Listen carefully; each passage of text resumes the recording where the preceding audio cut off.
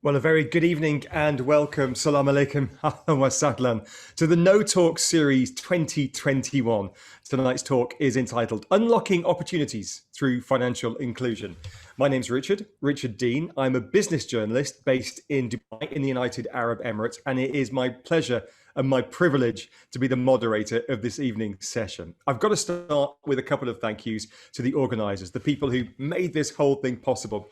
No Talks is organised by, on the one hand, the Mohammed bin Rashid Al Maktoum Knowledge Foundation and the United Nations Development Programme. Shukran jazilan for making this one possible this evening. Now, before we jump straight into tonight's topic, a couple of very quick housekeeping rules. Simultaneous interpretation to Arabic is available for those who would like it or for those who need it. I'm not going to give you too many details on how to do this. This is not our first Zoom call. It's not our first rodeo, but click on the globe button below, choose Arabic, mute the original sound, and that should get it done. The other thing I would ask of you is that I'm a journalist, so I've got hundreds of questions for our speaker. However, we'd much rather get your questions.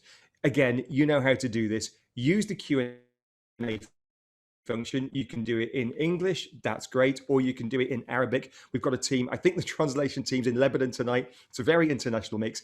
Questions in either language are absolutely fabulous. And I'm sure if they're in French as well, Nadine can handle that. And with that, I want to introduce our speaker this evening. She is with CGAP, better known as the Consultative Group to Assist the Poor. It sits within the World Bank, and she is their representative in the Arab world. Now, she works to deepen CGAP's engagement in the region, collaborating with various partners, including regulators, policymakers, donors, investors, and of course, national and regional associations as well. She covers matters related to policy, research, donor coordination.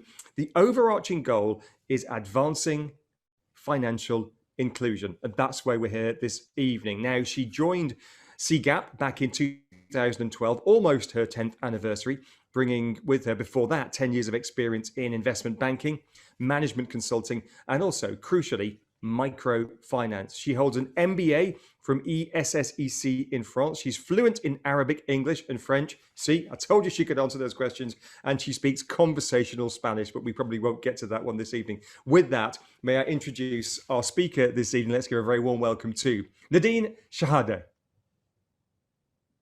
Thank you, Richard. Very happy to be here.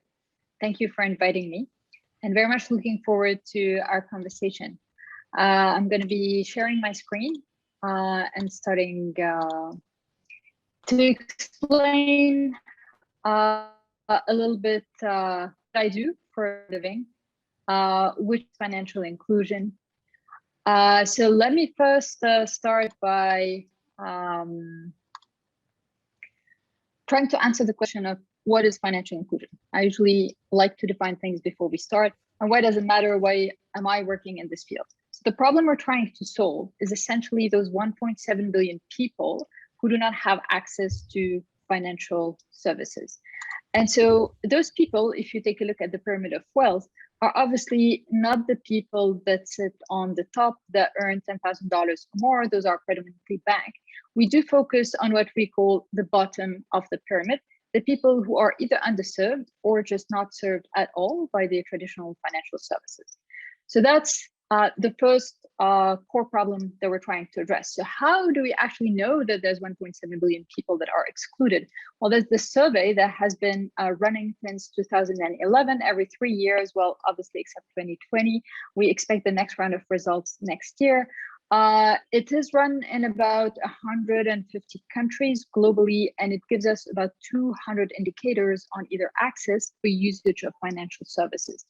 And as you can pretty clearly see on this chart, there's been some progress in the recent years. Our region, the Arab world, kind of sits more on the lower part of the bar, and the richer countries are on the left. They have a higher penetration, and the middle and lower income countries are more to the right. And in the Arab world, we do distinguish, obviously, GCC that have high levels of development, higher levels of financial inclusion from the rest of the region. And so all in all, in this region, we're speaking 150 million adults who do not have an account. So the second part of the problem that we're trying to solve is access to financing for MSMEs, so micro, small, medium businesses. We have about 130 million formal MSMEs in the world, in the developing countries more specifically, that are unable to finance their growth, their investments, their working capital. And when we look at informal micro enterprises, more often the very small enterprises, that in the developing countries make up to 80–90% of the firms, well, you have a huge funding gap. So if you take a look again at our region specifically, we're speaking 90 million adults who borrow outside of the formal financial system. 20% of them is for business purposes. So just to make those realities a bit more concrete, I'd like to share two pictures. This one is from a farmer in Peru. What does it mean for him to have access to financial services? One, it means the livestock that you see over here is protected. It can grow. The house can be improved. You can have a new stable for the livestock, and obviously sending kids to school. And so what we know out of a study that was conducted about a decade ago about portfolios of the poor is the low income and poor families of financial transactions, both formally and informally at the same time. They're borrowing, lending, managing payments all at the same time, keeping money at home, sometimes keeping money at an institution. And so what we're really trying to do is understand their needs and bring them those services in a formal way so that they can be served in a sustainable manner on the long run. And it takes out a little bit for them the hassle of having to think about all of these things on a daily basis while they're focusing on their livelihoods.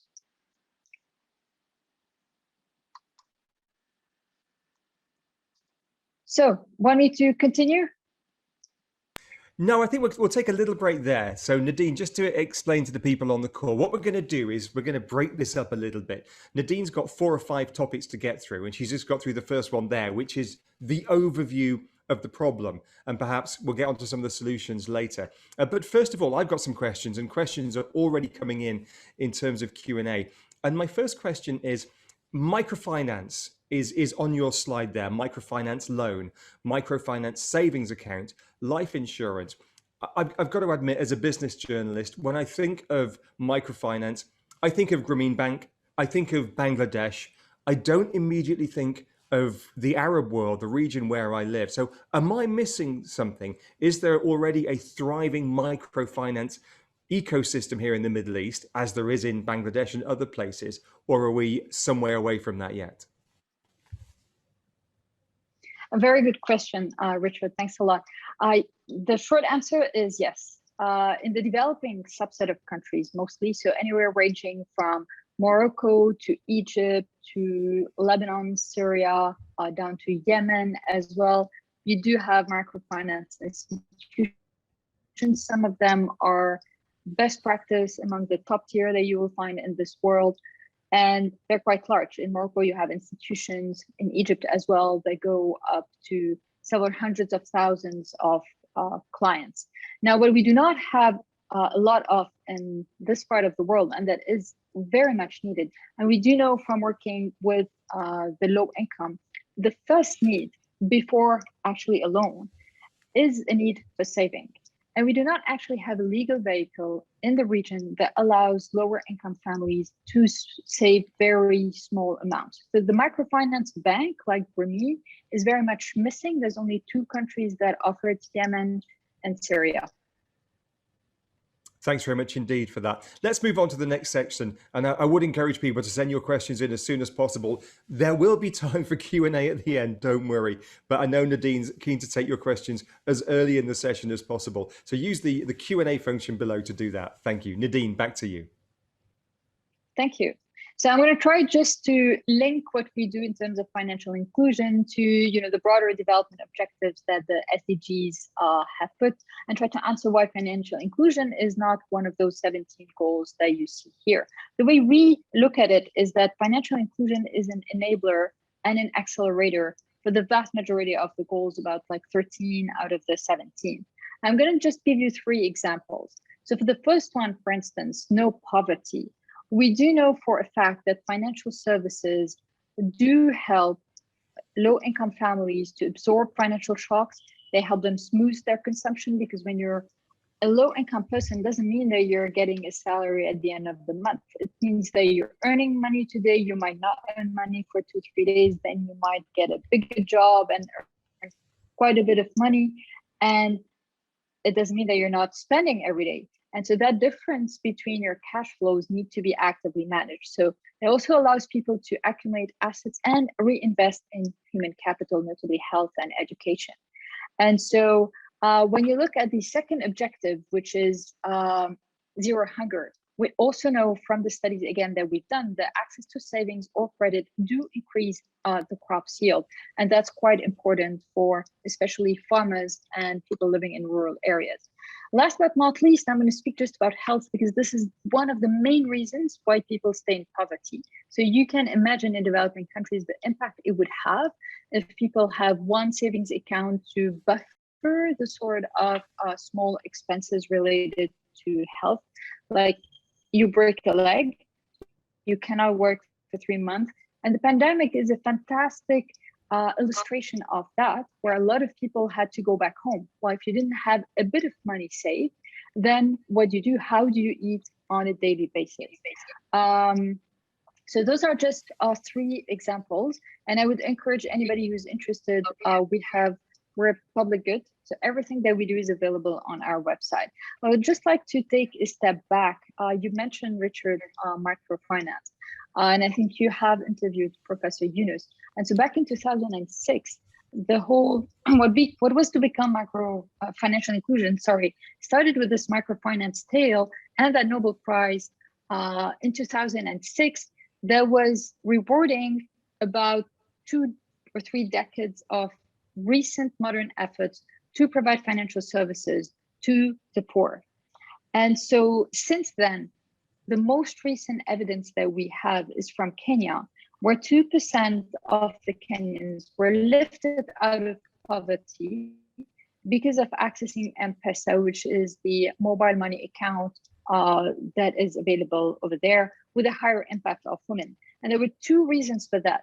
One, that very broad access to financial services. M-Pesa came in, and really at this stage, you have practically 90% of the Kenyans who have access to at least a transaction account from which they can make small payments. So what it does is that it smoothes that consumption, as we mentioned earlier, that difference in cash flows. And the second thing is that it allows people to have more choice in terms of the labor. And so it is a lot more efficient at the economic level. Now that came after a long history of ups and downs. There were also a lot of critics about the microfinance history. What we know from our work is that financial services do 2 things for sure. One, they help people be more resilient in front of shocks. And I mentioned the pandemic is one example. And 2, they allow them to capture opportunities. Now, financial services on their own are not enough. They're just one of the enablers. And that's why they're an enabler within the broader SDGs. People also need to have the human capital, they need to have the physical capacity, and obviously they need to be in a country context that works well enough. And for living in a country that's not going through a strong macroeconomic stability, I can tell you that this impacts quite a lot your resilience and your opportunity. So what you see here is the sort of theory of change that we have developed at CGAP, building on about 20 years of history of financial inclusion. Nadine, thank you very much indeed. Questions coming in I don't know already. if we have questions at this stage or if we go on. Yeah, we do. We do have some questions at this stage.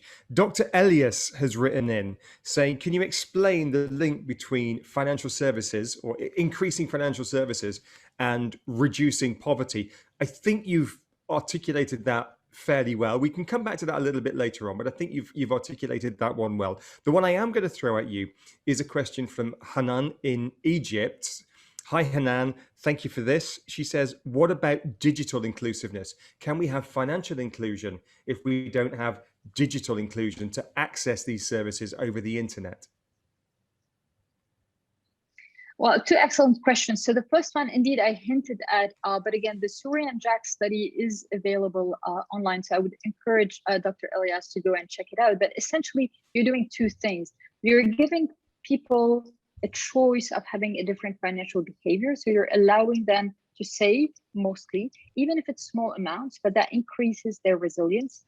And two, you're allowing them to have a different sort of activities in terms of work. So typically what we saw is that women started moving away from agriculture into business because they're able to transact more easily, because they're able to invest, because they're able to make payments, not actually walk to pay for something, which takes a whole day sometimes. And so that does change things over the long run, right? Remember, M-Pesa started about 10 or 12 years ago. And so it does make a difference. In terms of Hanan's question, Sir Richard, just remind me what was the question? Hanan's question, again, to summarize it in one word, it's digital. How can we have financial inclusion if we don't have digital right. inclusion? So we're going to get to it, but there is totally correctly a risk moving forward of people not being included digitally, because most of the financial services today are being more and more digitized. Now, the microfinance model, by definition, is a high-touch model. So even if you digitize the back end, the principle of it is to say, I do not have collateral to take. People do not have time to come to me, so I'm actually going to them. The bulk of the model is having a lot of people who spend a lot of time in the street, just speaking with other people and trying to understand what are their needs, and then bringing those services to them. In the digital world, you lose that high touch. And so we're still wondering, how can we actually, provide services that are useful for those two things, for resilience, for allowing people to enhance their livelihoods in a digital manner. We're going to get just in the next two sections around both microfinance and the new digital entrants, and what is the difference between those two.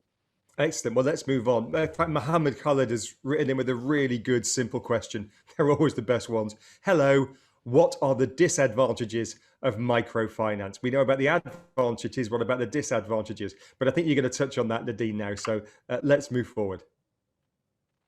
So I'm happy to touch about it rapidly, because we're just getting into what are microfinance institutions and have they reached the unbanked, and I will make sure to answer that question. So for me, as a practitioner, microfinance institutions are institutions that have delivered and that continue to deliver, and we've seen that during the pandemic. They have been some of the very important link between the governments and, remember, the informal sector, people that you don't see, that you interact with every day, but that as a government, you have no way of reaching. And so they've been offering suitable financial services to low income or people who are excluded from the banking sector. They've been doing that in an affordable and responsible term, which means, and we have codified that, so we exactly know what responsible means, and we know how to differentiate between an institution that is responsible and another, and they do that in a sustainable manner, which means that it's not that you have access today and you don't have access tomorrow. The issue with microfinance is that, remember, there are 1.7 billion people who are excluded. It's today globally reaching 140 million clients, 80% of which are women. A big majority are in rural areas, but it has not reached the scale. So that's one of the disadvantages, that we've been at it for 30 years, but we're not growing as fast as we would like. So that's number one. So that premise has actually attracted investment flows. Remember, in 2000 or so, you didn't have that many institutions. And so at this stage, you have $35 billion that go to microfinance institutions primarily in the world. That's a remarkable achievement, starting from zero, just 2 or 3 decades ago. And so the challenge, though, with microfinance institutions is that you have about 30,000 of them in this world. Most of them are small. Some of them are medium-sized, so they reach above 100,000 borrowers. A very small number of them are really big, with over 1 million borrowers. So that obviously links also to the size of the population in a given country. But the issue with scale is that because this is very labor intensive, it doesn't give you as good outcomes as when you're a large institution, because you just have economies of scale throughout. So for the vast majority of institutions, you're still not able to provide enough products, not able to be enough resilient. And we've seen that during COVID times. The figures are very simple. If you're very large, you're making 2.5 times more money profit. That means that during COVID, where you're not working, you're able to continue paying your staff for longer, because you're going to be hitting the wall and eating into your capital much later. Same thing in terms of cost to the customers, where they have to refinance themselves. And we do know that the large ones get up to 60% cheaper financing costs that they can actually pass on as savings to their customers. Now, I mentioned there has been some negative publicity around microfinance in the past 10 years, and that is correct. Now, what we know from experience is that microfinance is not made for everybody. If you're the poorest of the poor, you need something else. You need to eat, you need stability, you need skills, you need security, and then you move into an area where you're more economically active and you can benefit from microfinance services. That's number one. There's been a bit of negative publicity around people being over-indebted. And that's why I was speaking about responsible finance. At this stage, we know how to differentiate between institutions that are actively trying to mitigate over-indebtedness, making sure that people that they're working with are not getting into trouble because of the financial services, from other institutions that are not following those practices. So obviously for me, as a practitioner, it's a fantastic development experience, that of microfinance. Thank you very much indeed. So many questions coming in. And just picking up on your last point, Mohammed Rasool echoes the sentiments really of Mohammed Khalid from earlier on about the disadvantages of microfinance. I know you've touched on them, but Mohammed Rasool uses the fairly emotive phrase, debt trap. How do you avoid people getting into a debt trap with microfinance? You can have an institution that's as responsible as it can possibly be, and yet sometimes the temptation of debt is there, isn't it? It can seem like the free money tree, the magic money tree. How do you avoid, to quote Mohammed Rasool, the debt trap? So I'm going to tell you how you do that. You usually, by definition, if you're providing debt, you're having field officers that are walking the streets, speaking with the families. So they're supposed to detect and know when somebody is in trouble. They're speaking with each other, right? They say, hi, how are you? How's the business going, etc. And during the pandemic, again, obviously plenty of clients said, we cannot repay because our businesses are closed, because the government will not allow us to open. And there has been, because of that, a lot of rescheduling of the loans. Now, obviously, you have to want to do that. You can, of course, be a horrible provider and say, oh, you can't pay back, fantastic. You had a small asset in guarantee, although most of the time it's not. It's uncollateralized loans. So the institution cannot really do a lot of things to collect the money, except just, continuing the relation and trying to get it whenever it can. So that in itself is a mitigant, because that covers, I think, practically 80% of the cases for the microfinance loans. So that's number one. Number two, you always have regulation. And that's why we're pushing also for the microfinance sector. And as it has been growing, it has become more and more regulated. And there you have financial consumer protection rules that actually do apply. People have the possibility of calling and saying, hey, I'm in trouble. The same thing that works in the banking sector will work in microfinance as well. Some people will misuse financial services, but for the vast majority, you're giving a choice. And one last point, let's remember microfinance was created specifically because people were in a debt trap from money lenders. And there you have no control. You don't see what's happening. You have no institutional mechanisms. You have no regulation. So microfinance came in to put an end to that endless debt trap. They used to, if you remember, in India, Bangladesh, be transmitted from a generation to another. So prevented people from actually getting out of poverty. And I think on that promise of providing a formal, sustainable, and to a large extent responsible answer to an actual need that people have, microfinance has been a success, to my opinion. Questions coming in thick and fast. Full disclosure, and my apologies. At the moment, I'm focusing on the questions that have come in English because I can read those on the Q&A.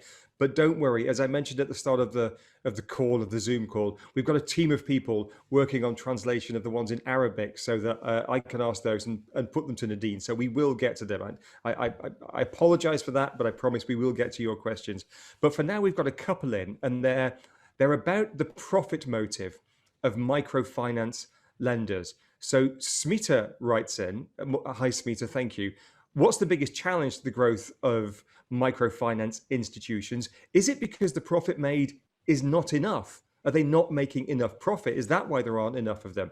But then we have a related but slightly different question from Sherif Al-Din, who says, should it not be the responsibility of the international financial institutions, I guess he's thinking of organizations like the World Bank and others, to provide microfinance where the profit motive perhaps isn't so strong, almost on a not-for-profit basis? How do you tackle this issue of the profit motive among microfinance lenders, Nadine? Excellent. So let me start to answer the first question. The very core of what we did at CGAP in our early days was to unbundle the business model of microfinance.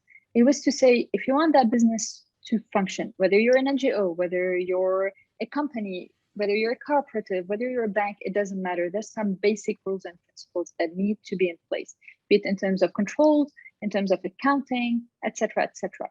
And so is profit not enough? I would say profit is pretty much what you can charge. It needs to cover your costs. Your costs in microfinance are three. You have your operating costs. This is the vast majority of your cost. It's your fleet of people. Remember, those are people who are walking the streets. That's their job. They're not sitting at a desk and waiting for clients to come in. They're walking the streets. They're walking the markets in India, Bangladesh, Lebanon, wherever you want. And they're speaking with those low-income entrepreneurs. And so that's a big part of the cost, along with the back end that comes with it, the rental of the offices, the information systems, etc. The second cost that you have is that obviously you're taking loans that are not collateralized. You're going to have some losses. You're not going to be able to recover some loans. Those are usually a relatively small cost, and because poor people actually tend to pay much better than rich people. So actually the non-reimbursement rates in microfinance are about 3 to 5%, whereas on credit cards, for instance, they go up to 9, 10, 11%. And the third cost is your financing cost.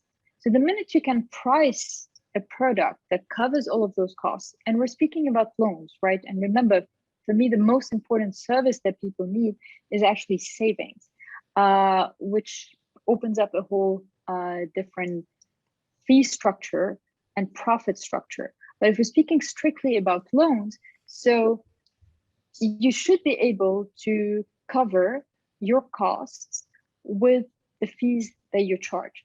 And then it becomes a management decision how much profit you actually make. So profit should not be the reason why microfinance institutions are not able to scale. And I would say they have been scaling. But again, it's labor intensive. If you're in a position to recruit people and you need to recruit batches of people, and each one of those people is actually managing a portfolio that has anywhere between 100 and 300 up to 500 clients that actually need to visit at least once a month, know who they are, know what they're doing, etc. Or you cannot really go beyond those metrics. You just have to keep on adding people. Adding people means training them, and that just takes a lot of time. And that's where we're going to get to, the next part of the presentation, which is the digital promise, going back also to what I think Haneen had said. And so is that not the role of the international community? The international community has been a lot behind the microfinance development. So typically, we're an emanation of the international community. We have been sharing good practices, writing about financial services, understanding the behavior, understanding the business models, but also understanding the regulation and the infrastructure that needs to come with that. There's also a lot of money. If you remember the slide I showed a bit earlier around the investments that have been by what we call the international community, the international development, whether NGOs or institutions that are out there, they're very different by nature. The only people who can serve other people in a given country are institutions that are governed by the laws of that country. And so that's why you see dedicated institutions being created, sometimes with the help of the international community, sometimes funded for the long run by emanations of the international community. But who's going to walk the streets to speak with other people? It has to be people from the same community. So that's why this is how it works. You have mostly local institutions that are serving local people. Nadine, the next question I'm going to throw at you is your own question, your own rhetorical question, which we've been looking at this slide for the past few minutes. I'm intrigued to know, what is the DFS promise? Over to you. So our world is full of acronyms, like I assume, any industry. So DFS stands for Digital Financial Services. And so I mentioned CGAP was created a lot to speak about and democratize the good practices around microfinance. But then once we did that, something called DFS started happening. And there was a lot of hype around digital. Digital is going to change everything. And then Persa's story that I mentioned a bit earlier, which is mobile money provided to you on your phone, was a bit of a revolution. And so we spent the last 10 years at CGAP working a lot on digital financial services. So remember that figure, the problem we're trying to solve, the 1.7 billion people who do not have access to formal financial services. Well, guess what? 1.1 billion of them actually have access to a mobile device. In our region, it's 80% of the people. And I'm sorry, I see my slides are not following. Here we are. And so that's the promise of digital financial services, saying, wait a second. So you used to need to open a branch, establish yourself, get to know the community. And then if you're a bank, you need to put an ATM, you need to put machines at the vendors. And suddenly you can do all of that directly with people using their mobile. So it was a fantastic promise. And actually money followed suit, experimentations followed suit, because what digital financial services did is that they dramatically decreased the cost of operations. So typically a traditional bank branch is going to cost you somewhere around $250,000. If you're going to put a smaller branch in the store, the price goes down. If you say, you know what, I'm not going to have a teller that's disbursing cash to every single person that comes in, I'm going to invent this thing called automated teller machine that you put a card in and just gives you money. The cost of an ATM is up to around $10,000. And then you say, you know what, let's go a step further. Let's use people that have a terminal that can help facilitate those payments, like your POS terminals, etc. That bring the cost further down to 2,000. But then when you get mobile, you've taken that further down. And at some point of time, there was a dream of going completely cashless and say, no agent, no cost. Can you imagine what you can do if you bring in the cost to zero? I mean, obviously zero per se, but near zero. So that's been the effort for the past 10 years. Now, there's one thing that we have come to realize, especially again during COVID. I cannot tell you how many countries, how many people have been calling in saying, please, there's COVID, we cannot be out there, so we need to deliver aid to people in our country and do it digitally. How do we do? Well, usually you have to be prepared. You have to have regulations, infrastructure, providers. But we got into a lot of interesting conversations that made us realize that, wait a second, people think that because it's digital, cashless.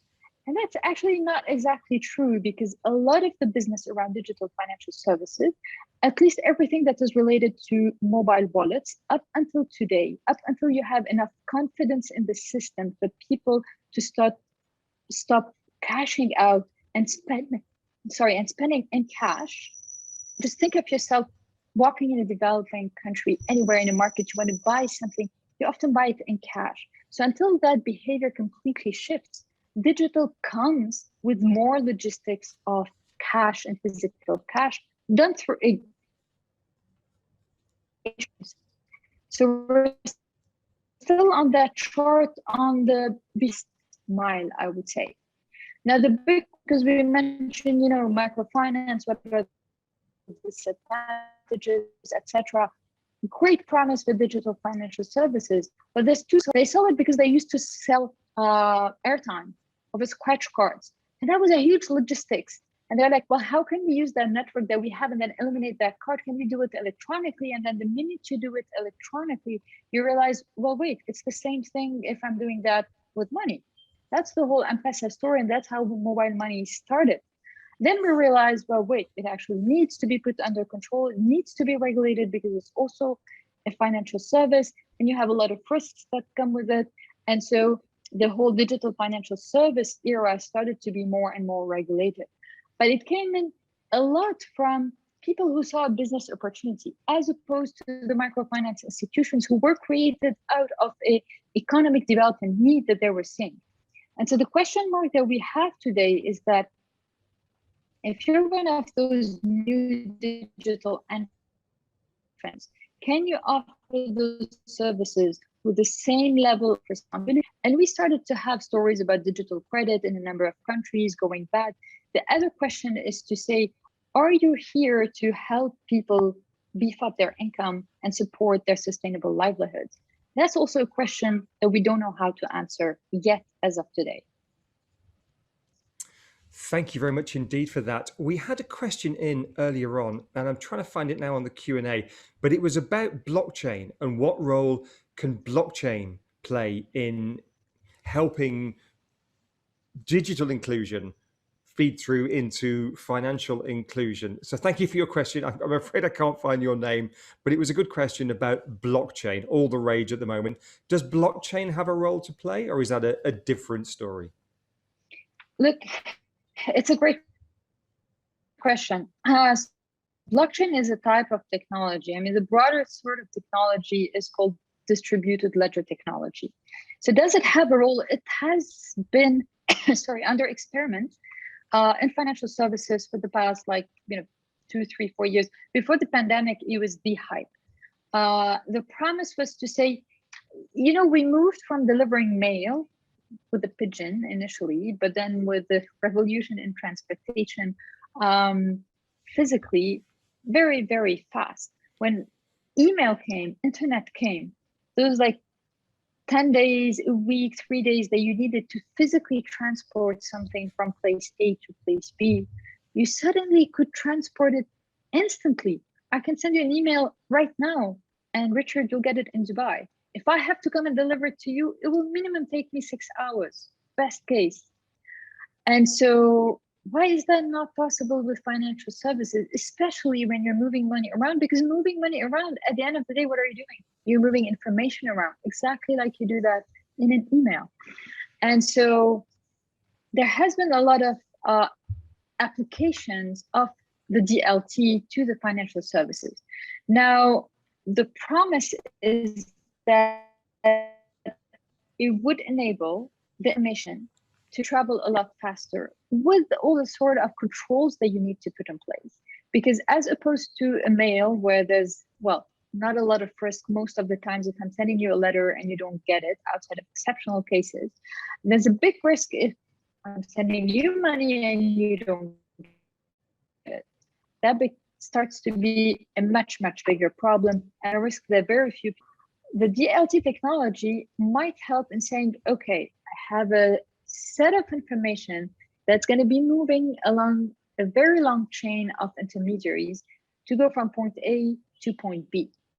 And if I use that technology, I might do it faster in a way that is secure, in a way that I will not lose money, and that none of the parties involved will lose money throughout the transaction. Now, we still need a bit of time for the DLT technology to mature itself. Remember today, if everybody was to do all of the financial services on blockchain, I think would already be, accelerating the climate change to the next generation, because it's super polluting as a technology. So that's number one. And number two, do you really need every single financial transaction? Like you go get 100, whatever the currency is, out of an ATM, or you have them on your phone and you go and spend them at the restaurant. Do you need that information tracked and staying here forever? The answer is probably no. So we're still fine-tuning to understand what are the exact applications of that technology in the financial sector and how it can actually help, for us at least, the population that we care about, which are the low income at the bottom of the pyramid. It is 41 minutes in. It was inevitable. We've had our first Bitcoin question. Tamim writes in, hi Tamim, thanks very much indeed. What is the role of cryptocurrency in DSF? Nadine, we've got a lot to get through. Just 15 seconds on this, but cryptocurrency? Exactly the same thing. It solves the problem of moving money around. People have trouble and don't understand why it takes so much time and so complicated. There's a lot of good reasons for that. It's maybe not the most efficient way to fight fraud or anything else, but that's what we can do so far. So is there a promise? TBD in the coming years. Thank you very much indeed. Let's move on to the next section. We've got lots to get through. So our next section is focused on COVID-19, that past year and a half that didn't really exist in our lives. The interesting thing, I think I mentioned that, everybody suddenly wanted to do digital disbursements, but microfinance institutions also proved to play a very big role because they could reach in developing countries to that very large number of people who work in what we call the informal economy. So they don't have a tax number, they don't have necessarily a bank account. So you don't really know how to reach them. And so microfinance institutions in some countries have helped actually facilitate those cash transfers. And so just one graph to remind us that what we have been going through for the past year and a half or so is one of the biggest crises that we have seen, probably much worse than the last big financial crisis that we have seen, which is the one of 2008, 2009. And so this is, the consequences that we're going to have to live with probably for a number of years. And so putting that in context of, the people that we care about, the low income. So we've done a number of studies. I've led one myself in Lebanon. There's plenty of studies that have come from across the world. And so what we have seen is that those people who had a low income have seen a 50% income reduction. And remember, it's not like they used to live in luxury, so it's okay to be on less money earned. It is a big issue with daily questions around, well, how am I going to feed myself and my family if I am not working? Because I cannot work. And even if I break the law and try to work, everybody around is not working and there's no demand for my services or my products. So that's number one.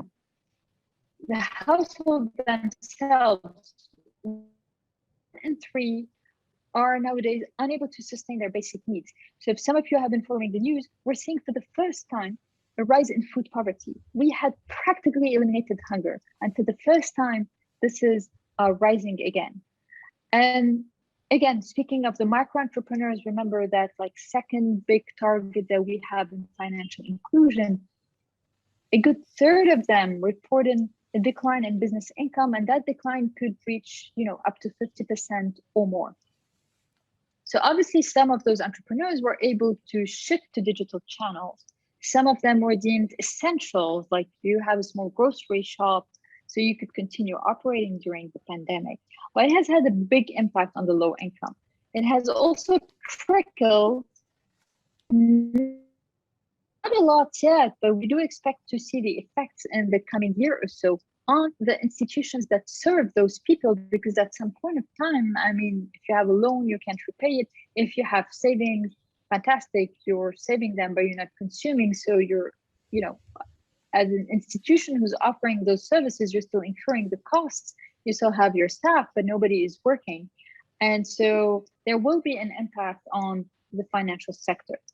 But going back to the digital part of that, digital financial services have really been instrumental in extending the support that is needed. So we have looked at around 58 governments in developing countries.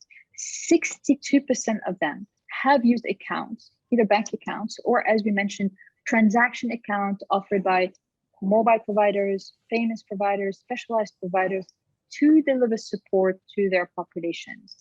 And for us, that's, the promise of the future, but also the realization that all the efforts that we had been putting into the sector, into growing it,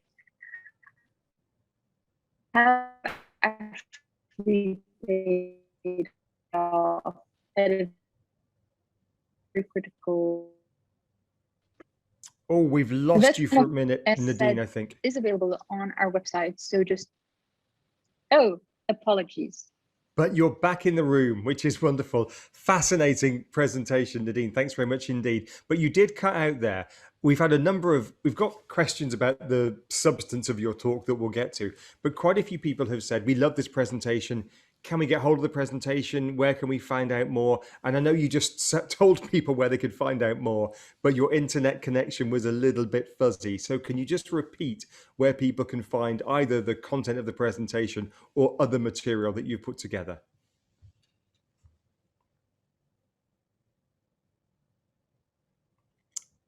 Hey, Nadine, I think we've lost Nadine for a second. So what I'm going to do, just while she gets back online, is just go through some of the questions that we've got. And there's some absolutely superb questions. Maya Sishmael, right? Oh, Nadine's back? Yes, I switched to 4G, shaky internet connection, 4G steps in. Are we back on the line? I can hear you loud and clear, Nadine. Yep, I can hear you absolutely loud and clear. It does speak to some of the challenges when it comes to digital inclusion and financial inclusion. They are real and we are dealing with them. Imagine that happens to your bank account and you cannot access it for a little while because you don't have electricity or something happens. So those are real questions that, one has to think through. And I'm pretty sure that the future will be within the hands of those who can do a very good combination of two things: the high touch and a recovery in case of crisis, and digital to be as efficient as possible, as long as you have the possibility of doing that, which means electricity and internet. Awesome. Listen, you're getting a lot of fan mail, Nadine. So I'm going to read some of this out. It's just disappeared from my screen, but a lot of people saying, fantastic presentation. We really loved it. So kudos to you. I'm enjoying it as well. Where can people get more information? Just a quick 10-second, where can they go? Because they want either the presentation or more of your work. So I mentioned, CGAP.org is our website. We're a public good. So literally everything that I have said is freely accessible to anyone who just goes on our website. It's organized in plenty of ways. You can identify the authors of the different publications. You can contact them through the website. You can follow us on Twitter, Facebook, LinkedIn, and you'll find all the relevant information. I'm more than happy to answer questions afterwards, needless to say. Fabulous stuff. Let's get to some of the questions that came in Arabic. Mohammed Abdul Qadir wrote this: is there a relationship between real estate finance and financial inclusion? Very good question. So remember, we're speaking of the bottom of the pyramid, people who earn $10,000 and less a year.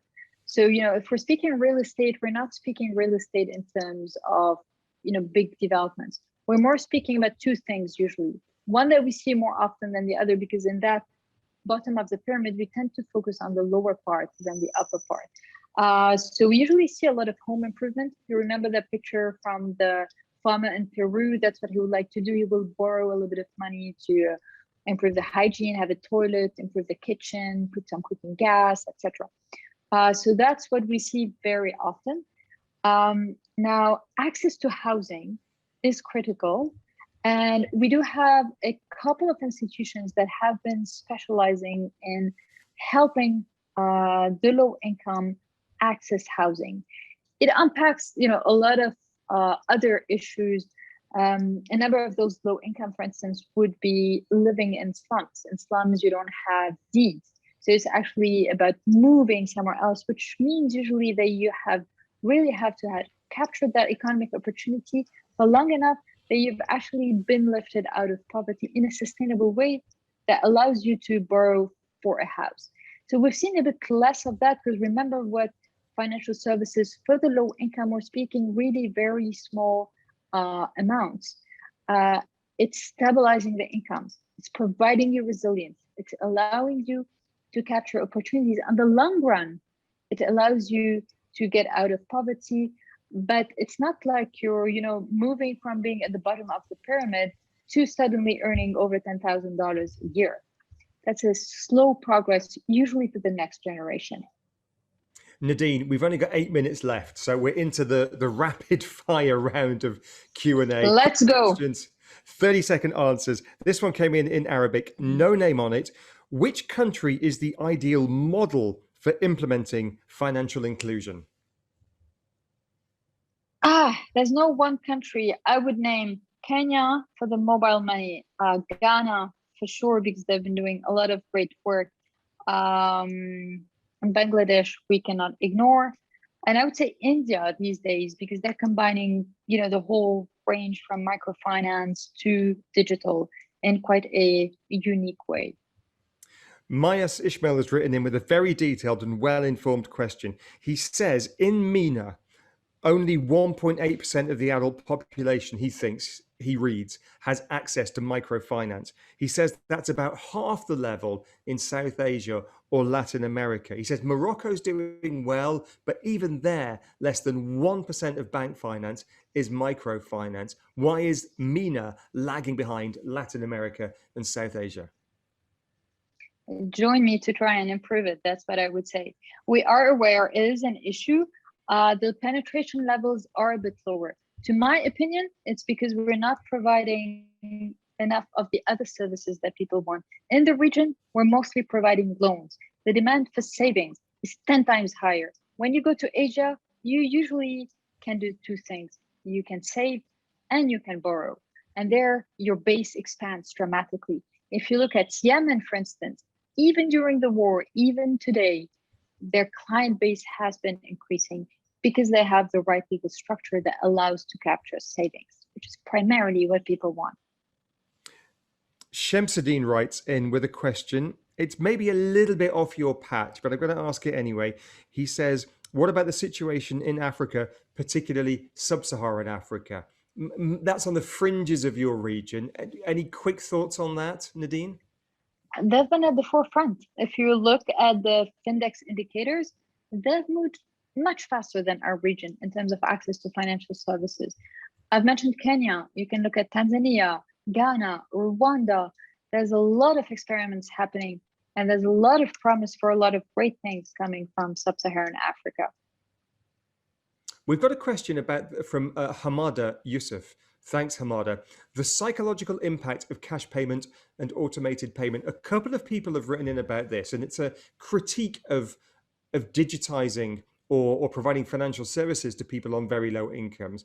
If I summarize it very quickly, if you buy something in cash, it feels real and it hurts you because you've handed over cash. However, if it's a digital payment on your mobile phone, somehow psychologically, it's just not that real. It feels like monopoly money almost. How do you counter that? Is it even a real thing, Nadine? Well, it's a good question. There's a lot of research being done on behavioral science related to financial services. I would again say it's the same thing than your bank account. If you have a bank account, does it feel that you're spending more as compared to cash? I think it really depends on people. It depends on the context. But what we know for sure is that the behavioral insights that we have had from a number of research projects that we have done also showed us that you can nudge people's behavior in a given direction. You can help them save more. You can help them avoid being over indebted. And that's a big area of work. Again, you go on our website, you type behavioral, you'll find plenty of things. Waleed writes in, Waleed Al-Nakib, what is the role of Islamic finance or Sharia compliant finance? A very good question. And so we've done quite a bit of work on Islamic finance. And so its role, I see it usually as ethical finance. And so there is a big role and a big need today for having more ethical financial products being offered. What is more difficult today is nailing down the business models. Either we're stepping outside of the philosophy of the product, or we're very much mimicking existing products, but just renaming it and repackaging it differently, sometimes with a longer process. And so there still needs to be a lot more work done on actually finding the right product that can scale fast in an ethical manner. We're not there yet, but we hope we could. That would be a fantastic contribution from the Islamic world to the world. Couple of minutes left. We had a question in earlier. I can't find it exactly on the Q&A, but I'm going to summarize it and remember it. And it was essentially this: how do you spread microfinance initiatives in areas where there are economic embargoes in this region, and to extend that further in conflict zones? You mentioned Yemen earlier on. Politics is beyond the scope of this discussion, but as a general point, when you have these extra challenges on top of everything else that's going on in places with people on low incomes, how do you spread microfinance? You hang on. No, I mean, there's anywhere where there's life, there's usually economic transactions. Now, can you do it? Remember what we said, the words are important, in a sustainable and in a formal way in such context. Sometimes, yes, I mentioned Yemen, because people still need to eat, because you still need to transact, and because that is still there digitally, for instance. Sometimes no. And in that case, you go informal. Remember, low-income people use both formal and informal services. The important thing is the service, but that doesn't mean that it's going to be durable in time. And that's the challenge. And it's a very tough one. Last one, I think. We might squeeze one more in. Adnan Ahmed writes in, are there any examples of mainstream banks making a significant contribution to microfinance initiatives in this region? In this region specifically, we have the microfinance banks in Yemen, two of them, Al Amal Bank and Al Quraini Bank. And we have banks that are financing microfinance institutions. In Morocco, you have plenty of examples. You have some examples in Egypt, Banque du Caire and Banque Misr, for instance, trying to downscale in microfinance with some success, I would say. But globally, it's extremely difficult to find cases of traditional banks, so banks that do not have a specific microfinance license, that actually operate at scale. It's not their business. We're going to have to leave it there. We're out of time. It is 6 o'clock in Dubai, where I am. It's been 1 hour and a fascinating hour. I'm going to leave the final word to Ismail Abdullah, who says, really good job. Excellent. You make me really happy. Iman Ismail Abdullah, shukran jazeelan. Thank you so much to all of you. We've had almost 1,000 people on the call at the peak today. It's been fascinating. And it's my first No Talks, but of course, it's not the first No Talks, and they continue. I'm going to issue once again my thanks to the guys who made this happen, the Mohammed and Rashid Al Maktoum Knowledge Foundation, the MBRF, also the United Nations Development Programme as well. There are many more of these to come. And finally, of course, to our speaker today for giving up her time, from CGAP, the representative in the Arab world, Nadine Chehade. What an absolute pleasure and so insightful. Shukran jazeelan. Thank you very much indeed. Thank you, Merci Richard. beaucoup. It's been fantastic. Thank you to everyone who joined, and thanks a lot for the organizers for having me. And please do not hesitate to reach out. Any question, I'm around. Salama. Bye-bye.